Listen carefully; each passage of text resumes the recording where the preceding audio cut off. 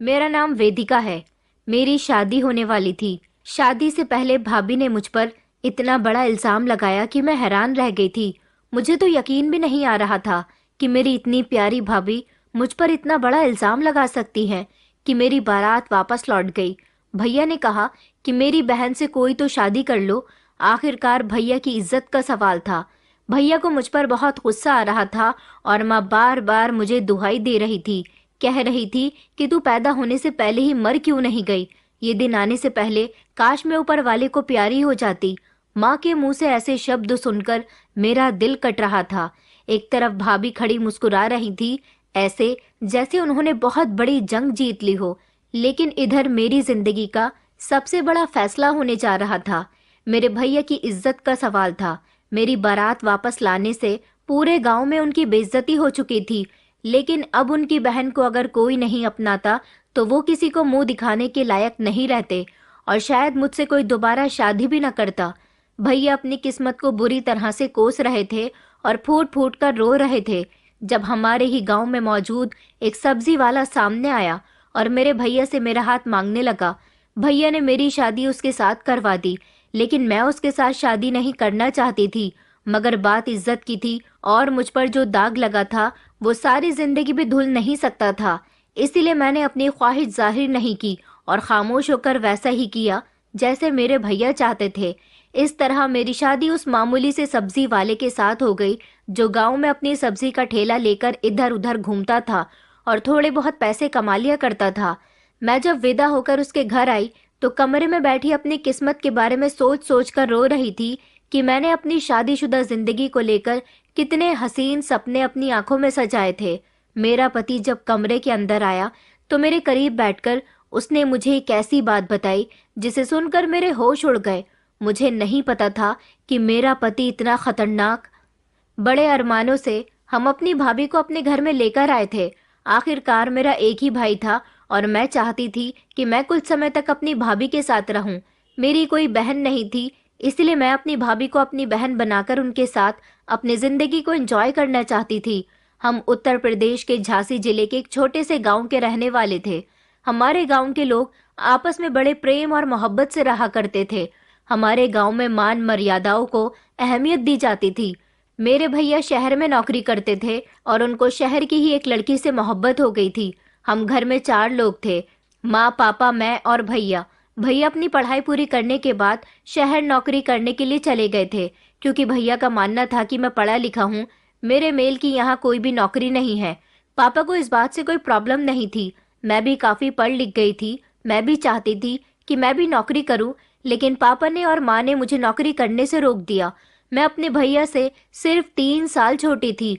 हम सभी लोग लगभग भैया से बहुत ज्यादा प्यार किया करते थे। इस घर में वही होता था जैसा भैया कहा करते थे।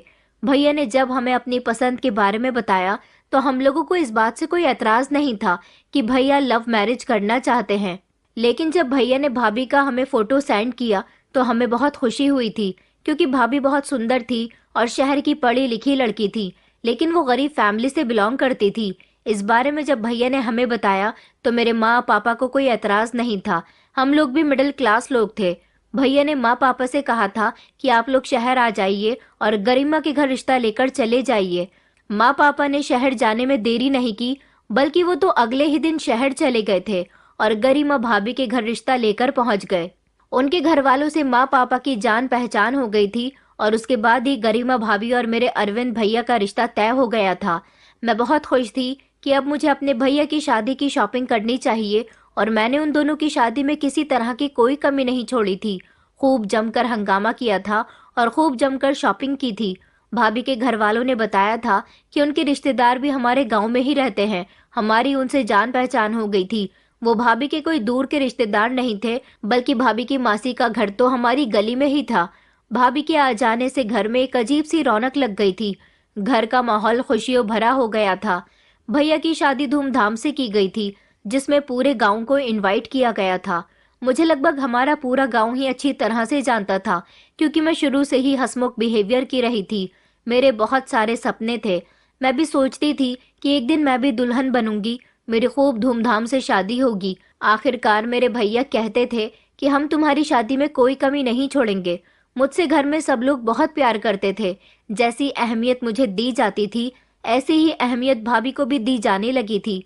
आखिरकार वो हमारे घर की मेंबर थी और अब वो भी मेरे मम्मी पापा के लिए उनकी बेटी समान ही थी। मगर गुजरते वक्त के साथ साथ मुझे भाभी कुछ अजीब सी लगने लगी थी। मुझे ऐसा लगता था जैसे भाभी को मैं बुरी लगती हूँ, क्योंकि भाभी से जब भी मैं बात करने की कोशिश करती थी तभी वो मुझे मुंह बिगाड़कर जवाब दिया करती थी। ऐसा लगता था जैसे भैया जब जब प्यार से मुझसे बात करते हैं तब तब भाभी जल जाती हैं। शायद ये सब कुछ भाभी से बर्दाश्त नहीं होता था कि उनके पति उनके अलावा उनके हिस्से का प्यार किसी और पर लुटा दे। मगर वो मेरे भाई थे, उनके लिए भाभी की एक अलग जगह थी और मेरे लिए अलग। तो फिर भाभी के दिल में ये ख्याल कैसे आ सकता था? भाभी को ऐसा लगता था जैसे अपने पति की मोहब्बत की हकदार सिर्फ वही है और कोई नहीं।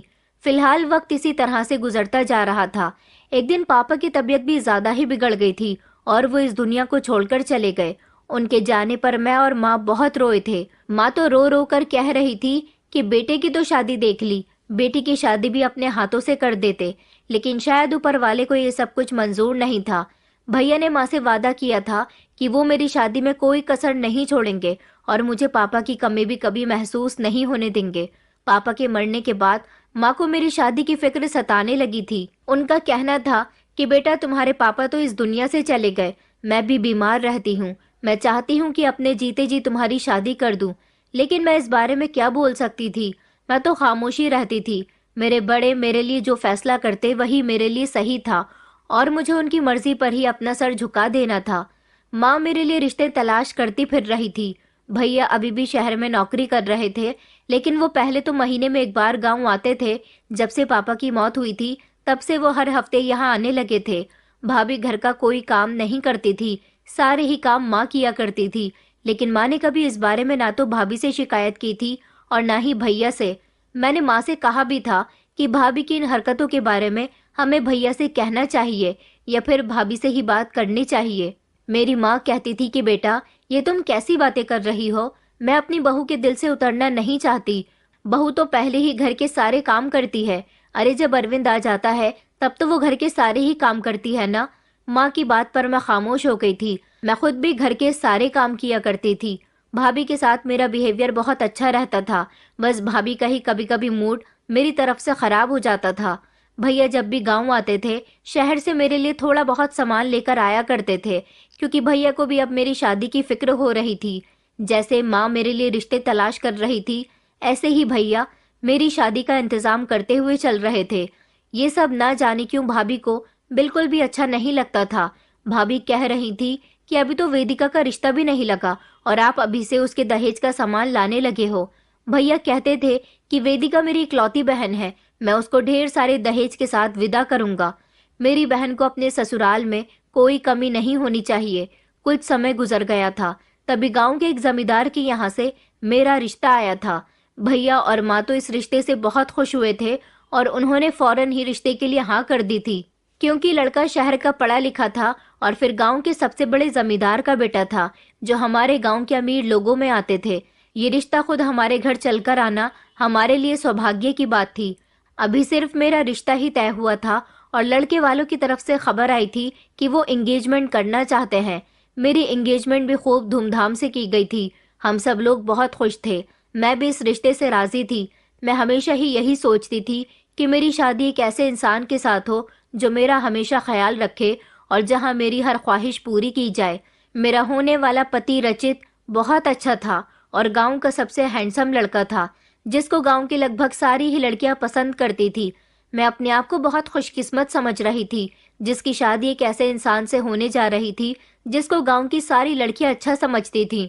लेकिन एंगेजमेंट वाले दिन कुछ ऐसा हुआ जिसने हमारी खुशियों को कम कर दिया था। मेरी खुशी रचित के साथ जुड़ चुकी थी।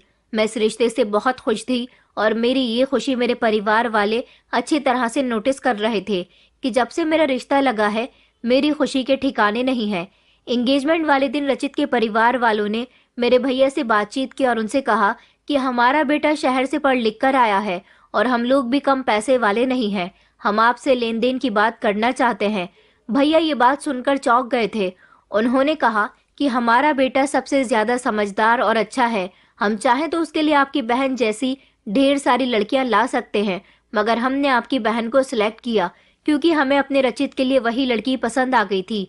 भैया कहने लगे कि मैं आप लोगों की बात नहीं समझ पा रहा, आप किस तरह के लेन देन की बात कर रहे हो। उन्होंने कहा कि हमें यही कोई 40 तोले सोना और दहेज का लग्जरी सामान और 20 लाख रुपए कैश चाहिए। ये बात सुनकर तो भैया के होश उड़ गए थे। भैया ने कहा, ये आप लोग क्या कह रहे हो? मैं इतने सारे जेवरों का और पैसों का इंतजाम कहाँ से कर सकता हूँ? मैं तो खुद एक मामूली सी नौकरी करता हूँ। हाँ, मगर मैं इतना जरूर कर सकता हूँ कि अपनी बहन को लग्जरी दहेज दे सकता हूँ। ये बात सुनकर रचित के परिवार वालों ने हंगामा करना शुरू कर दिया। उन्होंने कहा कि हमारे बेटे के लिए लड़कियों की कमी नहीं है, हम चाहें तो हमें इससे भी ज्यादा दहेज के साथ आपकी बहन से भी अच्छी लड़की मिल सकती है। आप तो शहर में नौकरी करते हो, अच्छा कमा लेते हो, तो क्या अपनी बहन को इतना दहेज भी नहीं दे सकते? ये बात सुनकर मेरे भैया कुछ परेशान हो गए थे। उनको भाभी ने समझाया भी था कि आपको लड़के वालों की ये शर्त नहीं माननी चाहिए। माँ भी परेशान हो गई थी कि अगर रचित के परिवार वालों को इतनी डिमांड्स करनी ही थी तो ये बात उन्होंने रिश्ता तय होने से पहले क्यों नहीं बताई। ये सारी शर्तें सगाई के दिन सामने लाने की क्या जरूरत थी? मुझे भी इस बारे में पता चल गया था। मैं खामोश हो गई थी। मुझे रचित के परिवार वालों से ऐसी उम्मीद नहीं थी, क्योंकि ऐसे दान दहेज की उम्मीद तो वही लोग करते हैं जो लालची होते हैं। उन लोगों को भी एक तरह से लालच था, जो दहेज के साथ साथ जेवर और रकम की भी मांग कर रहे थे। इन सारी बातों से मेरा दिल बहुत उदास हो रहा था। मैं जिस तरह से अपनी शादी से खुश थी, ये बातें जब मेरे सामने आई तो मैं उदास हो गई थी। भैया ने मेरे सर पर हाथ रखा और कहने लगे कि तुम क्या चाहती हो? मैंने तो अपनी नजर झुका दी थी। मैंने कहा, भैया मैं कुछ नहीं चाहती, जैसा आप बेहतर समझो मैं उसी में खुश हूँ। इतने में ही भाभी बोल पड़ी थी। उन्होंने कहा कि आखिर आप इतने पैसों का और इतने जेवर का इंतजाम कहाँ से करोगे? भैया कहने लगे कि अपनी बहन की खातिर मैं कुछ भी करूंगा। अभी मेरे पास अपनी बहन की शादी का इंतजाम नहीं है तो क्या हुआ, मैं दिन रात मेहनत करूंगा और उसकी शादी का इंतजाम करके ही रहूंगा। मुझे रचित के परिवार वालों से थोड़ा समय चाहिए। मैं अपनी बहन की शादी रचित के साथ ही करूंगा।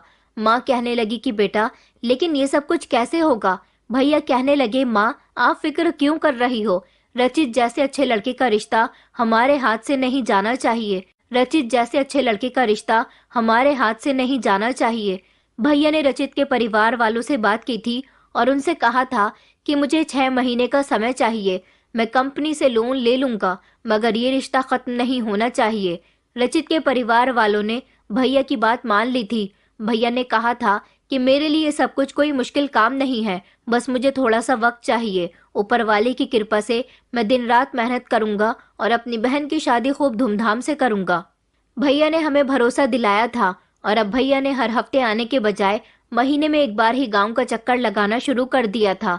भैया हर महीने अब जब भी घर आते थे, शहर से ही मेरे लिए थोड़ा सा जेवर लेकर आ जाते थे और उसे माँ के हवाले कर दिया करते थे। माँ से कहते थे कि इसे वेदिका की शादी के लिए जमा कर रहा हूँ। 6 महीने तक रचित के परिवार वालों के मुताबिक उतना ही जेवर इकट्ठा कर लूंगा। और रही पैसे की बात, तो पैसे तो पहले ही मैंने वेदिका की शादी के लिए जमा कर लिए थे।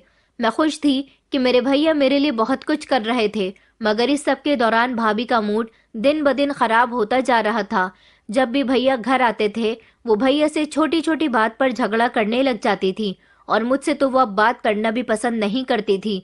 हमेशा घर के कामों के दौरान वो मुझे छोटी छोटी बातों पर ताना दिया करती थी। कहती थी कि मेरा पति तुम्हारी वजह से दिन रात मेहनत कर रहा है, उसे अपनी सेहत का भी कोई ख्याल नहीं, ये सब सिर्फ तुम्हारी वजह से हुआ है।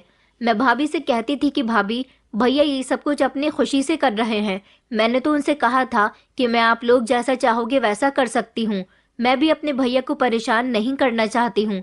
भाभी कहने लगी कि शराफत के ड्रामे मेरे सामने मत करना, जितनी अच्छी बनने की तुम कोशिश करती हो इतनी अच्छी तुम हो नहीं। मैं भाभी की इस बात पर खामोश हो जाती थी। वो अक्सर माँ और भैया के सामने अच्छी बनने की कोशिश करती थी, पीछे तो हमेशा उनका मूड खराब ही रहता था। जैसे तैसे 6 महीने भी गुजर गए थे। मेरी शादी का वक्त करीब आ रहा था। भैया 15 दिन के लिए अपने ऑफिस से छुट्टी लेकर गांव आ गए थे। भैया वहां से भी मेरे लिए काफी सारा सामान लेकर आए थे। जिस दिन भैया आए थे मैं बहुत खुश थी और मुझे रोना भी आ रहा था कि अब मैं इस घर को छोड़कर जाने वाली हूँ। घर में मेरी शादी की तैयारियां चल रही थी और इसी दौरान हमें एक नई खुशखबरी मिली। जिसने हम सबके होठों पर ढेर सारी मुस्कुराहट ला दी थी। वो खुशखबरी ये थी कि भाभी माँ बनने वाली थी। हम सब लोग बहुत खुश थे। मेरी शादी का लगभग सारा इंतजाम भी हो चुका था। भैया ने सारे ही जेवर इकट्ठे कर लिए थे और वो पैसे भी शहर से लेकर आए थे। वो सारा ही सामान मेरी माँ की अलमारी की तिजोरी में रख दिया गया था। ये बात मेरी शादी से 3 दिन पहले की है, जब रात के समय हम लोग खुशी खुशी एक साथ खाना खाने के बाद अपने अपने कमरों में चले गए थे। मगर ना जाने क्यों खाना खाते ही मुझे बहुत तेज नींद आ रही थी। कुछ ऐसा ही माँ ने भी कहा था और भैया भी उस दिन जल्दी ही अपने कमरे में सोने के लिए चले गए थे। अगले दिन सुबह मेरी आंख खुली तो सुबह के 11 बज रहे थे और मेरा दिमाग भी बहुत भारी हो रहा था। मैं इतना तो कभी भी नहीं सोती थी। मैं जैसे ही कमरे से निकलकर बाहर गई तो मुझे पता चला कि आज तो माँ भी देर तक सो रही है और भैया भी सोए हुए हैं। बस भाभी ही जाग रही थी। बड़ी ही अजीब बात थी। सब लोगों को इतनी नींद आ रही थी। ऐसा हमारे घर में पहली बार हुआ था। हमारे घर के सभी लोग सुबह के 7 या 8 बजे तक उठ जाया करते थे। इतनी देर तक तो कोई भी नहीं सोता था। तो फिर आज सबको क्या हो गया था? भैया और माँ तो काफी देर से उठे थे। मुझे लगा कि शायद शादी की तैयारियों की कुछ ज्यादा ही थकन हो रही है, तभी तो हम लोग इतनी देर से जाग रहे थे। अजीब बात ये थी कि हम तीनों के ही सर में दर्द हो रहा था, जबकि भाभी बिल्कुल ठीक ठाक थी। धीरे धीरे शादी वाला दिन भी आ गया था। शादी वाले दिन दोपहर के समय भैया ने भाभी से कहा था कि माँ की अलमारी से निकालकर सारे जेवर ले आओ। थोड़ी देर बाद जब भाभी वापस आई तो उन्होंने मेरे पास आते ही एक झटके से मेरा बाजू पकड़ लिया और कहने लगी कि बताओ जेवरात कहाँ है। मैंने उनको चौंक कर देखा। मैंने कहा भाभी आप ये क्या कह रही हो? भैया ने भी पूछा क्या कर रही हो, छोड़ो मेरी बहन को, क्या बात है बताओ मुझे। भाभी कहने लगी कि मैं काफी दिन से सोच रही हूँ कि आपको बताऊं कि आपकी बहन का किसी से चक्कर चल रहा है, लेकिन मैंने सोचा कि आप तो अपनी बहन पर बहुत भरोसा करते हो। वहां अलमारी में जेवर मौजूद नहीं है। भैया कहने लगे तो फिर जेवर कहाँ गए? भाभी बोली कि तुम्हारी बहन को ही पता होगा, इससे पूछो। मैंने खुद अपने इन कानों से इसे इसके आशिक के साथ बातें करते हुए सुना था। ये उसके साथ भागने की प्लानिंग बना रही थी। इसने कहा था कि शादी से थोड़ी देर पहले ये यहाँ से भाग जाएगी, लेकिन तुम्हारी बहन इतनी चालाक है कि इसने जेवर पहले ही गायब कर दिए। माँ ने भी भाभी से कहा ये तुम क्या कह रही हो? तुम मेरी बेटी के बारे में ऐसा कैसे कह सकती हो? भाभी कहने लगी कि मैं सच कह रही हूँ। मैंने खुद अपनी आंखों से वेदिका को कई बार उस लड़के से बातें करते हुए देखा है। भैया कहने लगे कौन लड़का? तो भाभी ने कहा कि मुझे नहीं पता कौन लड़का, ये तो तुम्हारी बहन ही बताएगी कि वो कौन है। मैंने भैया की तरफ घबराते हुए देखा। भैया की आंखों में उबलता हुआ गुस्सा मुझे साफ नजर आ रहा था।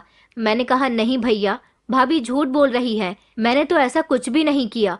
उधर मेरी माँ भी मेरी तरफ से बोल रही थी, लेकिन भाभी भैया को मेरे खिलाफ भड़काने में कामयाब रही। मेरी सारी खुशी बेकार गई और भैया ने इस बात पर यकीन कर लिया कि जेवर भी मैंने ही गायब किए हैं और मेरा किसी लड़के से अफेयर भी चल रहा है।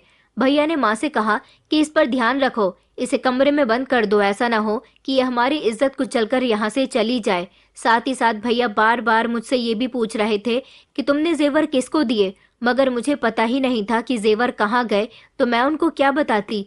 मेरा तो रो रो कर बुरा हाल हो चुका था। माँ की तबीयत बिगड़ी तो उन्हें कमरे में पहुंचा दिया गया था। हम लोग इस मामले में ज्यादा बात भी नहीं कर सकते थे क्योंकि घर में मेहमान मौजूद थे। फिलहाल जैसे तैसे शाम का समय आ गया था और बारात आने में कुछ ही देर रह गई थी। भैया बहुत परेशान थे। उन्होंने इतने समय से शादी के लिए जो बंदोबस्त किया था वो अब पूरी तरह से बर्बाद हो चुका था। बारात भी आ गई और मुझे दुल्हन बना दिया गया था। मुझे नहीं पता था कि मेरे भैया अपनी पत्नी की बातों में आकर अपनी बहन को दोषी समझ सकते हैं।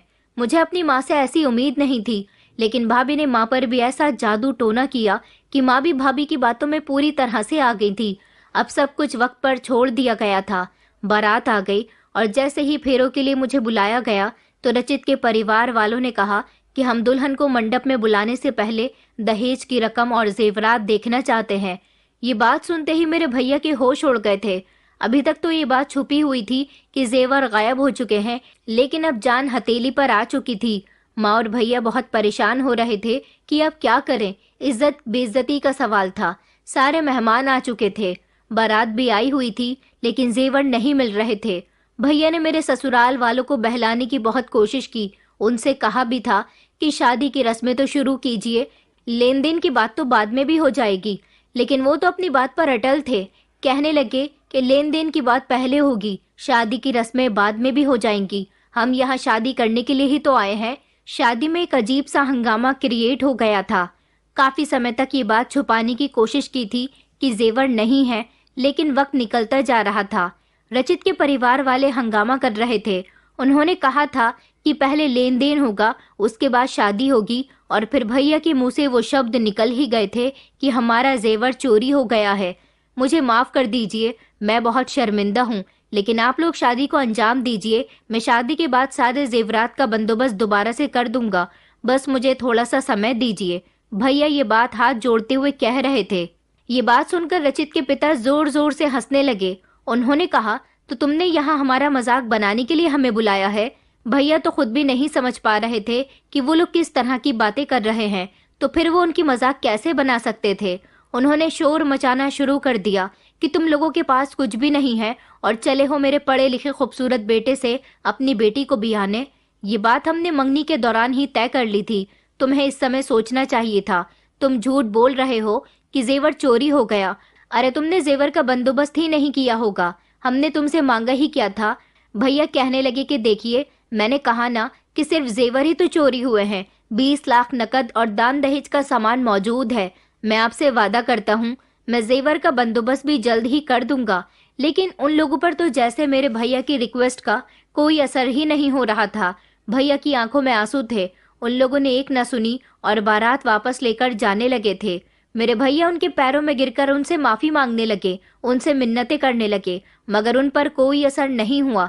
भाभी एक तरफ खड़ी ये सारा तमाशा देख रही थी, जिनकी लगाई हुई आग थी। जेवर कहाँ गए थे, किसने लिए थे, ये तो मैं नहीं जानती थी, लेकिन मेरे किरदार पर जो उन्होंने सवाल उठाया था वो बेहद ही बुरा था। मेरी बारात वापस जा चुकी थी। मेरे भैया ने मेरी शादी का जो इंतजाम किया था वो सब धरा का धरा रह गया था, सिर्फ उन जेवरात की वजह से जिसका वो ना जाने कितने समय से इंतजाम करते हुए आ रहे थे। भैया मेरे करीब आए और उन्होंने मेरे मुंह पर थप्पड़ मार दिया।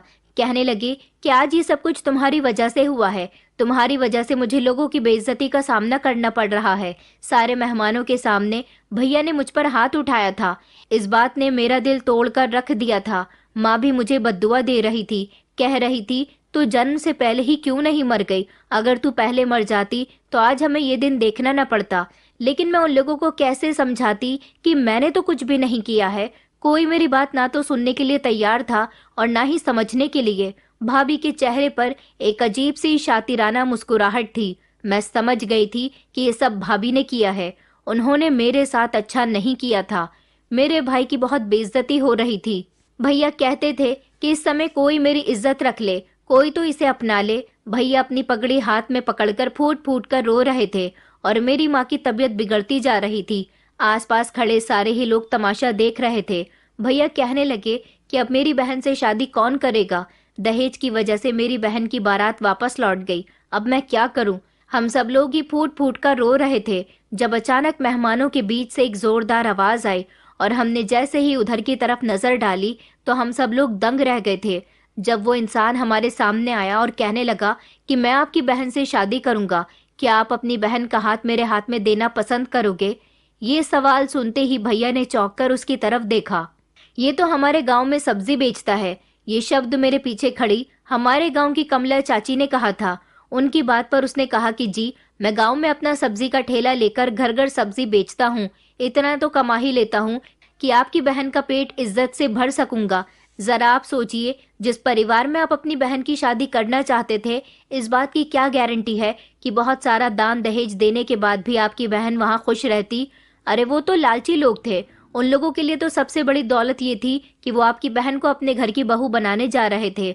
और वो लड़का जिसके साथ आपकी बहन की शादी होने जा रही थी, वो खामोशी से अपने माता पिता की कही हुई हर बात को सुनता रहा। वो पढ़ा लिखा था, उसे इस बात पर ऑब्जेक्शन उठाना चाहिए था, मगर वो बिल्कुल खामोश रहा। उसे तो वही सब ठीक लगा जैसा उसके माता पिता कर रहे थे। आप अपनी बहन को इतना सारा दान दहेज देकर विदा करते और शादी के बाद भी ससुराल वाले आपकी बहन पर अत्याचार करते, तब भी वो लड़का खामोशी से सब कुछ देखता रहता, लेकिन कभी अपनी पत्नी का रखवाला नहीं बनता। उसने मेरे भैया के सामने हाथ जोड़ दिए और कहने लगा कि देखिए, मैं भले ही कम कमाता हूँ, लेकिन आपकी बहन का सारी जिंदगी बहुत ख्याल रखूंगा। मैं आपसे इस बात का वादा करता हूँ। ये सारी बातें सुनकर भैया के दिल में एक आस जाग गई थी। वो उसकी बातों से इम्प्रेस हुए थे और इस तरह उन्होंने मेरी शादी उसके साथ करने का फैसला कर लिया था। लेकिन दिल ही दिल में मैं सोच रही थी कि मेरी जिंदगी में ये कैसा मोड़ आ गया। जहां मैं रचित के सपने देख रही थी, वहां आज मेरी शादी रचित के अलावा एक मामूली से सब्जी वाले से हो रही थी। उसकी कोई औकात नहीं थी, उसके आगे पीछे कोई नहीं था, उसका कोई परिवार नहीं था, फिर भी मेरी शादी उसके साथ होने जा रही थी। मैं खामोशी से सब कुछ बर्दाश्त करती रही। उस समय अपने भाई की इज्जत की खातिर मैंने उसके साथ शादी कर ली थी, लेकिन मेरे दिल में कहीं न कहीं ये शिकायत और कमी रह गई थी कि भैया को एक बार मेरी मर्जी तो पूछनी चाहिए थी। मुझे वक्त देना चाहिए था। मुझ पर इल्जाम लगाया गया, मुझे बदनाम किया गया, मेरी बारात वापस चली गई और मेरा हाथ एक मामूली से सब्जी वाले के हाथ में दे दिया गया। इस तरह मेरे भैया ने मुझसे अपना हाथ छुड़ा लिया था। भैया को मुझ पर इतना गुस्सा आ रहा था कि उन्होंने मेरे सर पर हाथ भी नहीं रखा, मुझे गले से भी नहीं लगाया और मुझे आशीर्वाद भी नहीं दिया। मैं खामोशी के साथ उस सब्जी वाले पुनीत से शादी करके उसके घर आ गई थी। उसका छोटा सा घर था, एक ऐसा छोटा सा घर जिसके बारे में कभी मैंने सोचा भी नहीं था, जो जगह जगह से टूटा हुआ था। ऐसा लगता था जैसे घर की मरम्मत को हुए कई साल हो गए। उसके घर की हालत इतनी खराब हो रही थी कि मेरा मन नहीं कर रहा था कि मैं बिस्तर पर बैठ जाऊं। जगह जगह मकड़ी के जाले लटक रहे थे, ढेर सारी धूल थी और घर में बेहद गंदगी फैली हुई थी। ऐसा लग रहा था कि ये घर कब से खाली पड़ा हुआ है। उसने मुझे बिस्तर पर बैठने का इशारा दिया। मैं बैठ गई और अपनी जिंदगी में आने वाले इस भूचाल के बारे में सोचने लगी कि मैंने क्या सोचा था और ये सब क्या हो गया। इतने में ही वो मेरे करीब आकर बैठ गया। मैं घबरा गई थी। मैं उसके नजदीक आने से पीछे हटी। उसने कहा कि आपको परेशान होने की जरूरत नहीं है। उसने हाथ बढ़ाते हुए मुझे एक छोटा सा गिफ्ट दिया और कहने लगा, ये मैं आपके लिए लाया हूँ। मुझे लगा कि कोई मामूली सा तोहफा होगा, लेकिन जैसे ही मैंने उसका गिफ्ट खोल कर देखा तो मेरे होश उड़ गए थे। उसमें तो हीरे की अंगूठी थी। उसके घर की हालत देखकर तो मुझे अपने हाथों में मौजूद सोने की अंगूठी देखकर विश्वास नहीं हो रहा था। उसने कहा कि आप क्या सोच रही हो? मैंने कहा कुछ नहीं, ये इतनी महंगी अंगूठी आपके पास? तभी वो मेरी बात पर हंसने लगा और कहने लगा कि मैं आपको अपने बारे में कुछ बताना चाहता हूँ। अब मेरी आपसे शादी हो चुकी है, इसलिए मैं आपसे कुछ भी नहीं छुपाऊंगा। दरअसल मैं झारखंड से आया हूँ और वहाँ के इलाके का डीएम हूँ। काफी समय से मुझे लोगों से शिकायत मिल रही थी कि इस गांव में कुछ लोग जमीनों का अवैध कारोबार कर रहे हैं। मैं बस उन लोगों के बारे में जानने के लिए और उनकी तलाश करने के लिए ही यहाँ आया था। तभी मैंने अपनी पहचान बदल ली और मैं सब्जी वाला बन गया था। मुझे यहाँ आए हुए 10 दिन से ज्यादा गुजर गए। मैं यहाँ इस घर में रह रहा हूँ। सारा दिन मैं सब्जी वाला बनकर इधर उधर घूमता रहता हूँ ताकि हर चीज पर मेरी नजर रह सके और मुझे उन लोगों के बारे में पता चल सके जो यहाँ जमीनों पर अपना अवैध कब्जा करके बैठ गए हैं। मैंने देखा है कि इस गांव की कंडीशन भी बहुत खराब है। सरकार इस गांव पर ज्यादा ध्यान नहीं दे रही। मैं गांव के लोगों की मदद करना चाहता हूँ, यहाँ विकास करना चाहता हूँ। मैंने देखा है कि यहाँ की सड़कें बहुत खराब हैं। आज जब मैंने तुम्हारे लाचार भाई को देखा और देखा कि यहाँ दहेज प्रथा बहुत मामूली सी चीज है, दहेज पूरा ना होने पर तुम्हारी बारात वापस लौट गई, तो ये सब मुझसे देखा नहीं गया। इसलिए मैं आगे आ गया और उस समय तुम्हारी भाई की इज्जत बचाने के लिए मैंने तुमसे शादी कर ली। तुम्हें मैंने पहली बार नहीं देखा, एक दो बार और मैं तुम्हें देख चुका हूँ जब तुम अपने घर से निकलती बढ़ती थी। मुझे तुम पसंद आ गई थी और आज मेरी पसंद को ऊपर वाले ने मेरा कर दिया। मैं खुश हूँ तुमसे शादी करके। पुनीत की बातें सुनकर तो मुझे अपने कानों पर विश्वास नहीं हो रहा था। जिस इंसान को मैं एक मामूली सा इंसान समझ रही थी, वो डीएम था। पुनीत कहने लगा कि ऊपर वाले की कृपा से मेरे पास सब कुछ है। मैं तुम्हें अपने साथ अपने घर ले जाऊंगा। बस मैं जिस काम से यहाँ आया हूँ, मेरा वो काम हो जाए। पुनीत की बात सुनकर मेरी खुशी की इंतहा नहीं रही थी। ऊपर वाले ने मुझे रचित से भी ज्यादा अच्छा इंसान दिया था। पुनीत एक अमीर इंसान और पढ़ा लिखा इंसान होने के साथ साथ एक ईमानदार इंसान भी था, जिसने मेरा बहुत ख्याल रखा था। शादी के बाद इस टूटे फूटे घर की मैंने सफाई की थी और इसको रहने काबिल कर दिया था, क्योंकि पुनीत यहाँ सिर्फ थोड़ी बहुत देर के लिए ही आया करते थे ताकि उन पर किसी को शक न हो। उनके पास बहुत सारे पैसे थे, वो मेरी हर ख्वाहिश को पूरी किया करते थे।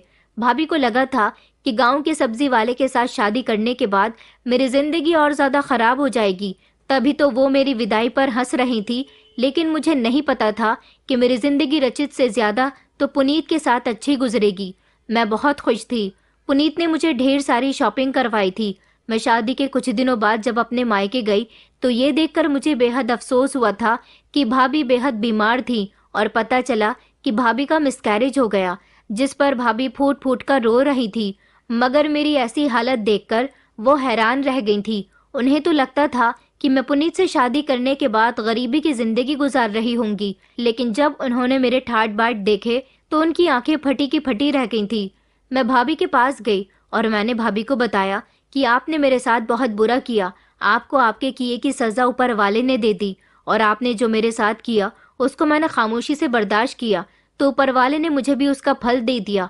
मेरा पति कोई मामूली सा सब्जी बेचने वाला नहीं है, बल्कि वो एक बहुत बड़ा अधिकारी है और यहाँ किसी केस के सिलसिले में आया हुआ है। मेरी पूरी बात सुनने के बाद भाभी फूट फूट कर रोने लगी और कहने लगी कि मुझे माफ कर दो। तुम ठीक कहती हो, मैंने तुम्हारे साथ गलत किया। मैंने अपने बच्चे के लिए अपनी आंखों में न जाने कितने सपने सजाए थे। मेरे वो सारे सपने टूट गए, बिल्कुल उसी तरह जिस तरह मैंने तुम्हारी खुशियां छीन ली। तुम्हारे जाने के बाद मैं सीढ़ियों से गिर गई और मैंने अपने बच्चे को खो दिया। मैंने कहा, भाभी आपने मेरे साथ ये सब कुछ क्यों किया था? भला मैंने आपका क्या बिगाड़ा था? आपने मुझे मेरे ही भैया की नजरों में गलत साबित कर दिया। आखिर आपने ऐसा क्यों किया? भाभी रोते हुए कहने लगी, दरअसल मुझे ये सब कुछ बहुत बुरा लगता था कि मेरे पति तुम पर हक क्यों जताते हैं। वो मुझसे ज्यादा तुम्हें अहमियत देते थे। जब मुझे पता चला कि वो तुम्हारी शादी के लिए ढेर सारे जेवर का बंदोबस्त कर रहे हैं, तब मुझसे रुका नहीं गया और मैंने एक रात घर के सारे लोगों को रात के खाने में नींद की दवाई मिलाकर दे दी थी, जिससे सब लोग गहरी नींद में सो गए। फिर मैंने तिजोरी से जेवर चुराकर अपनी मासी के घर रख दिए और इल्जाम तुम पर लगा दिया कि तुमने किसी लड़के को वो जेवर दिए हैं और तुम्हारा उसके साथ अफेयर भी चल रहा है। तुम भागने वाली हो। तुम्हारे भैया ने मेरी बातों पर यकीन कर लिया। वो हाथ जोड़कर फूट फूट कर रोने लगी थी। उन्होंने कहा कि मैं उस जेवर को अपने काम में लेना चाहती थी। मुझे ये बात बिल्कुल भी अच्छी नहीं लगी कि मेरे पति ने अपनी बहन के लिए इतना सब कुछ किया। भाभी मुझे रोते हुए अपनी कहानी बता रही थी। इतनी ही देर में भैया कमरे के अंदर आ गए और उन्होंने भाभी की बताई हुई एक एक बात सुन ली थी। आज ये सच्चाई भैया के सामने आ गई तो भैया भाभी पर बहुत बरसने लगे और मेरे आगे शर्मिंदा होने लगे। कहने लगे कि मुझे माफ कर दो, मैं तुम्हारी भाभी के कहने में आ गया था। गलती सिर्फ तुम्हारी भाभी की नहीं बल्कि मेरी भी है। मुझे इसकी बातों में नहीं आना चाहिए था और अपनी बहन पर भरोसा करना चाहिए था, लेकिन मैं बहुत शर्मिंदा हूँ, मुझे माफ कर दो। मैंने कहा, नहीं भैया, आपने कोई गलती नहीं की। भाभी भी रो रो कर मुझसे माफी मांग रही थी, लेकिन भैया ने कहा था कि मैं कभी तुम्हें माफ नहीं करूंगा, भले ही मेरी बहन तुम्हें माफ कर दे। मैंने भैया को पुनीत के बारे में भी सब कुछ बता दिया, जिस पर भैया के दिल को एक अजीब सा सुकून मिला था। भैया कहने लगे कि मुझे तो विश्वास ही नहीं हो रहा कि तुम सच कह रही हो। भैया ने भाभी को माफ नहीं किया था, लेकिन मैंने अपने भैया भाभी को माफ कर दिया था। भाभी भैया का दिल जीतना चाहती थी। भैया को इस बात पर गुस्सा था कि उन्होंने अपनी बेकसूर बहन को उनके दिल से उतार दिया था। भाभी भैया को मनाने की बहुत कोशिश कर रही थी। मैं तो फिर अपने घर आ गई थी, लेकिन अगले ही दिन जब भाभी मेरे घर आई तो मैं उनको देखकर हैरान रह गई। उन्होंने मुझसे घर आकर दोबारा से माफी मांगी थी और साथ ही पुनीत से भी बात की। उन्होंने पुनीत से कहा था कि मैं पढ़ी लिखी हूँ और काफी कुछ जानती हूँ। मैं अपने पति से माफी मांग रही हूँ। मैं मानती हूँ कि मैंने वेदिका के साथ बहुत गलत किया, लेकिन मैं अब अपनी गलती सुधारना चाहती हूँ। भैया भाभी से बात नहीं करते थे। माँ भी भाभी से कोई खास दिलचस्पी नहीं रखने लगी थी, लेकिन भाभी ने फिर से माँ और भैया का दिल जीतने के लिए पुनीत की मदद की। पुनीत को वैसे भी कुछ साथियों की जरूरत थी, लेकिन उन्हें ज्यादा बेहतर लगा कि वो अपने काम को कामयाब करने के लिए किसी गांव के ही इंसान का साथ हासिल करें। पुनीत और भाभी ने मिलकर उन लोगों का पता लगाया जो हमारे गांव में गैर कानूनी काम कर रहे थे और गरीबों की जमीनों पर कब्जा कर रहे थे। भाभी के साथ से पुनीत को काफी सहारा मिला था, क्योंकि मेरी भाभी भले ही गरीब परिवार से थी, लेकिन उनके परिवार वालों ने उनको हाई एजुकेशन दिलवाई थी। ये बात जब भैया के सामने आई तो भैया ने भाभी को माफ कर दिया था और कहा था कि मैं सबसे ज्यादा खुश इसलिए हूँ कि तुम्हें अपनी गलती का एहसास हो गया और तुमने अपनी गलती को सुधारने की कोशिश की। पुनीत ने आरोपियों को पकड़वाने के बाद जेल पहुंचा दिया था और उन पर कार्यवाही की गई थी। गांव में जितने भी चोर उचक्के थे उनको भी पकड़ा गया था। भाभी ने वो सारे ही जेवरात अपनी माँ जी के घर से लाकर भैया को दे दिए थे। पुनीत ने दहेज प्रथा के खिलाफ भी आंदोलन किया था और लोगों को जागरूक किया था कि बेटियों को शिक्षा दिलाएं ताकि वो खुद पर निर्भर हो सके। पुनीत ने गांव का विकास भी किया था, गांव की सड़कें बनवाई थी और वहां जितनी भी परेशानियां थी उनको खत्म कर दिया था। कुछ समय के बाद वो मुझे अपने साथ लेकर अपने घर आ गए थे। उनके परिवार वालों से मिलकर मुझे बहुत खुशी हुई थी। मेरी भाभी आज भी अपनी उस की गई गलती पर बेहद शर्मिंदा होती हैं। वक्त रहते अगर इंसान को अपनी गलती का एहसास हो जाए तब वो उसको सुधारने में कामयाब रहता है। ऊपर वाले ने भाभी को उनकी गलती की सजा कुछ इस तरह से भी दी थी कि उनकी गोद उजाड़ दी थी, लेकिन भाभी ने मुझसे माफी मांग ली थी। अगर मैं गलत होती तो मेरी किस्मत में पुनीत जैसा इंसान न लिखा होता। रचित के परिवार वालों के खिलाफ भी कार्यवाही की गई थी क्योंकि वो लोग दहेज की मांग कर रहे थे। ऐसे लोग जो दहेज की मांग करते हैं, बहुओं से ज्यादा उन्हें दहेज का लालच होता है। वो लोग कभी भी आपकी बेटी को खुश नहीं रख सकते। मैं पुनीत के साथ शहर आ गई हूँ और यहाँ अपने पति के परिवार के साथ बहुत खुश हूँ। मैं प्रार्थना करती हूँ कि ऊपर वाला मेरी भाभी की गोद फिर से भर दे, क्योंकि मैंने उन्हें दिल से माफ कर दिया है। दोस्तों, उम्मीद करती हूँ आपको हमारी कहानी पसंद आई होगी। कहानी पसंद आई है तो वीडियो को लाइक करें, चैनल पर नए हैं तो चैनल को सब्सक्राइब करें और हाँ, नोटिफिकेशन बेल को जरूर दबाएं ताकि अगली अपडेट सबसे पहले आपको मिले।